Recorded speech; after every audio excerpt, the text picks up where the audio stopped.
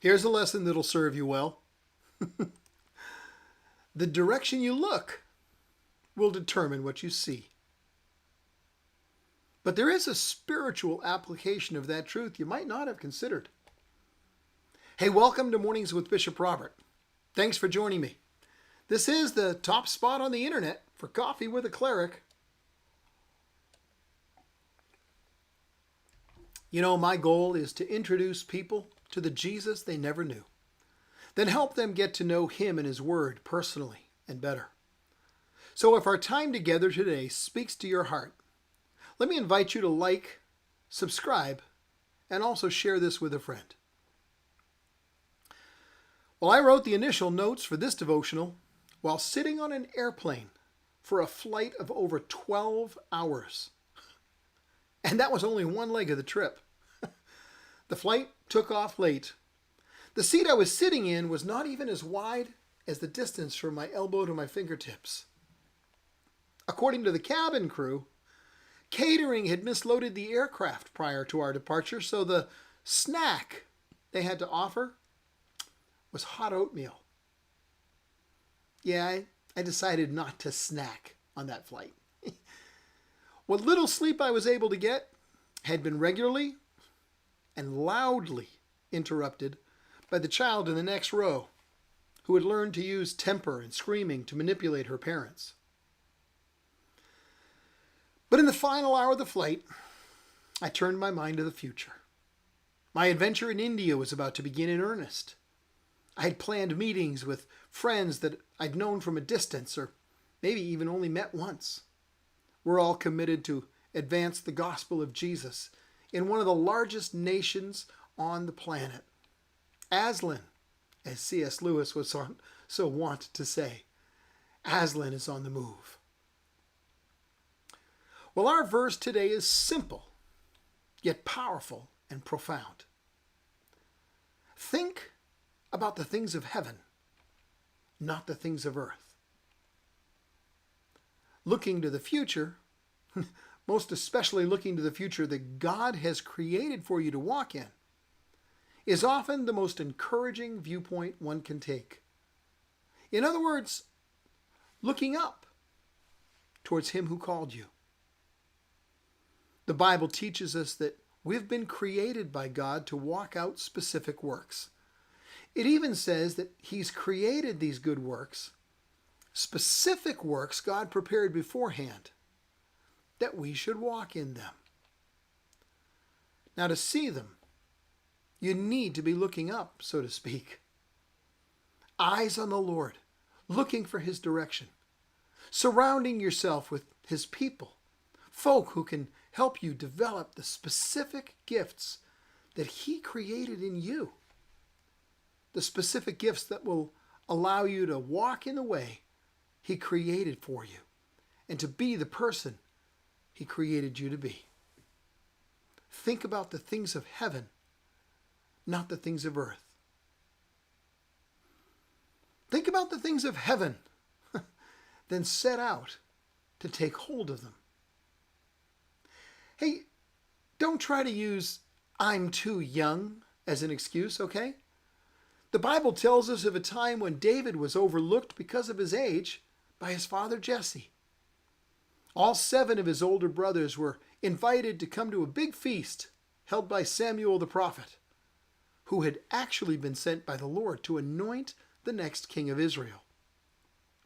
And one by one, the prophet looked over Jesse's sons, seeing which one of them the Lord had called to become the king of Israel.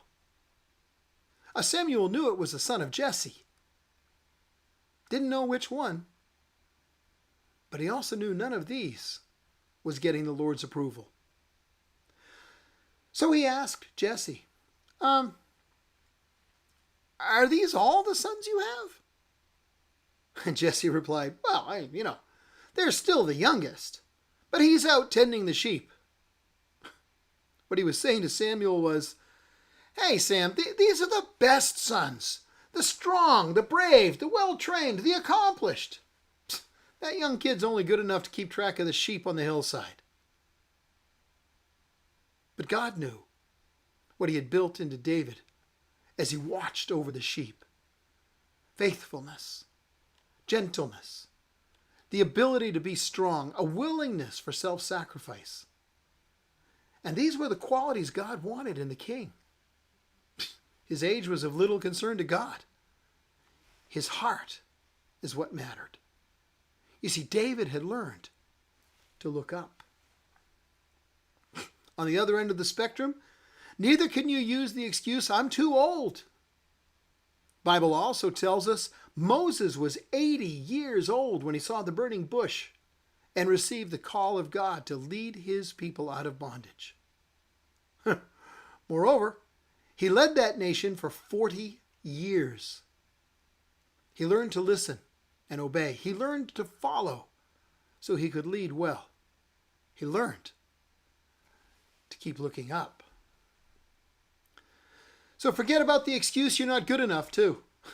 Did either of those two men, or any of the others we read about in Scripture for that matter, did any of those folks do it perfectly?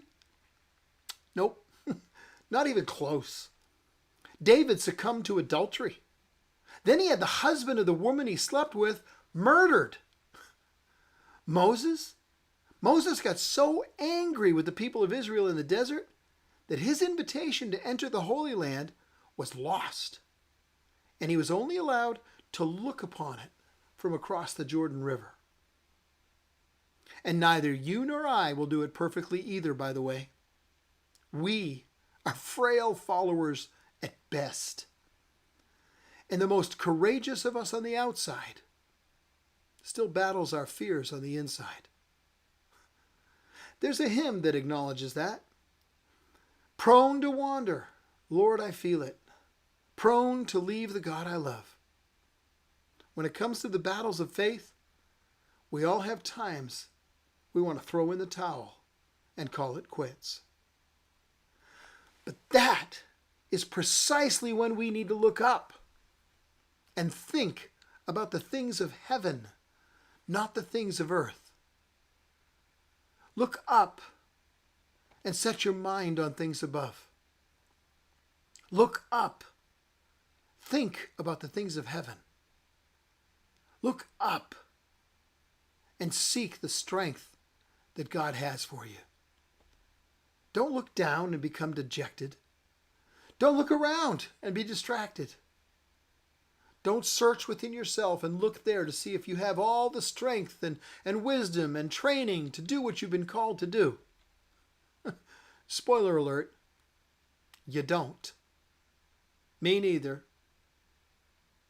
No. Keep looking up. Follow him who's leading you. He'll bring you where he wants you to be. Maybe a time of training. It may be that he wants you working in a particular place or a specific job. It could be a time of rest before a tough task you're about to undertake.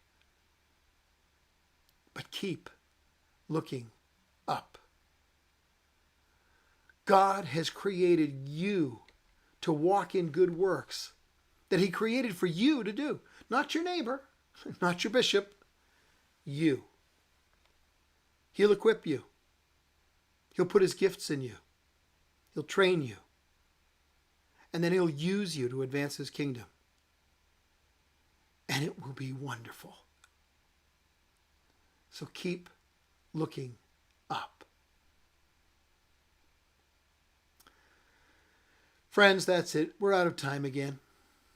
Before you go, could you help me introduce people to the Jesus they never knew? Help them get to know him and his word personally and better? You do it by liking this video, because that helps more people see it, or by clicking follow or subscribe so we can get together every day.